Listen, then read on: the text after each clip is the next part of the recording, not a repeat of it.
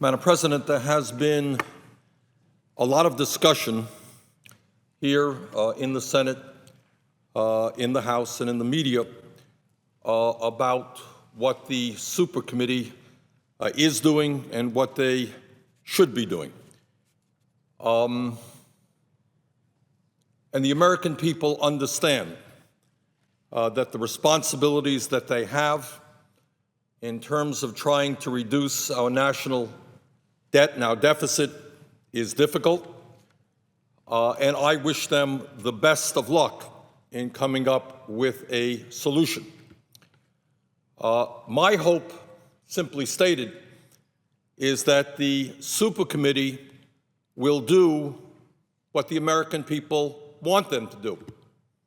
And the American people, through demonstrations all over this country and in poll after poll after poll, have made it pretty clear what they want to see happen. The American people are becoming more and more aware that there is something very wrong in this country when we have the most unequal distribution of income and wealth of any major country on earth, when the top 1% earns more income than the bottom 50%, when in a recent 25-year period, 80% of all new income went to the top 1%, and when the gap between the very rich and everybody else is wider today than it has ever been since 1928, the year before the Great Depression. And if you think distribution of income in this country is unfair, then you should take a look at distribution of wealth, which is much more unfair. Madam President, today, the wealthiest 400 Americans own more wealth than the bottom half of America, 150 million people. 400 people, 150 million Americans. And that unbelievable inequality in terms of wealth is, in my view, not only morally wrong, it is very bad economics, and it is not sustainable. So when the super committee deliberates as to where they should go, I think one direction is very clear, and the American people of all political spectrums have made their point of view very strongly on this issue. Whether you are a Democrat, an independent, or a Republican, what poll after poll after poll shows is that when the wealthiest people in this country are becoming wealthier, when, as Warren Buffett reminds us, their effective, i.e. real tax rate is the lowest that it has been in decades, yes, the wealthiest people in this country are going to have to pay more in taxes to enable us to go forward on deficit reduction. So any serious plan brought forth by the super committee must ask the wealthiest people in this country to pay more in taxes.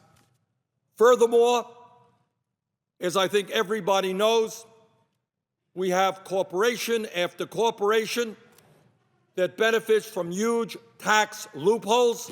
Study just came out today. 1 out of 4 major corporations pay nothing in taxes. There are examples that recently major corporations make billions of dollars in profit and not only pay nothing in taxes, get rebates from the IRS. Many of these corporations stash their profits in tax havens in the Cayman Islands and elsewhere to avoid U.S. taxes.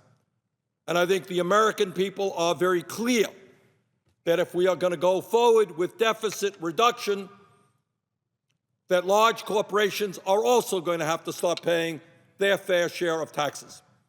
And this is across the political spectrum.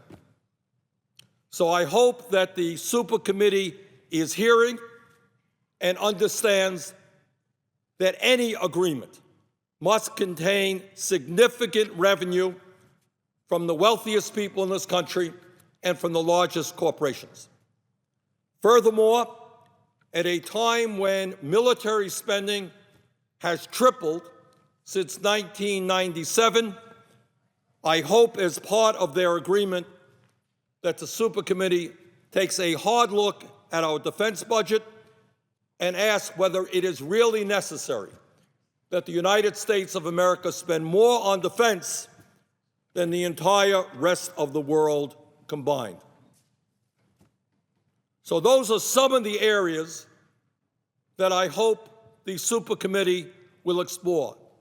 Asking the wealthy to start paying their fair share of taxes, ending tax loopholes for large corporations, and taking a hard look at military spending, which has tripled since 1997. But then, Madam President, there is another area that the Supercommittee must also look at, and that is to understand that in the midst of the worst recession since the Great Depression, a recession caused by the greed and recklessness and illegal behavior on Wall Street, that the Supercommittee must not cut Social Security, cut Medicare, or cut Medicaid. Social Security is the most successful federal program in the history of our country.